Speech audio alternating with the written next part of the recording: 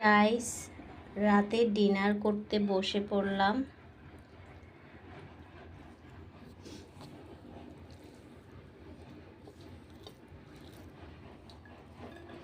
বিসমিল্লাহ।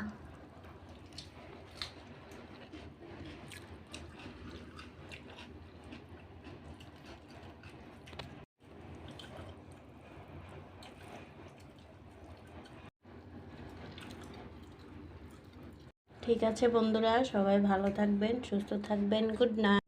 কেউ খাবার জোগাতে কাজের সন্ধানে দৌড়াচ্ছে, আবার কেউ অতিরিক্ত খেয়ে খাবার হজমের জন্য দৌড়াচ্ছে। গভীর রাতে কারো বিলাসবহুল গাড়ি থামছে নিষিদ্ধ পল্লীতে, ঘরে অপেক্ষারত স্ত্রী দীর্ঘ শ্বাস ফেলছে।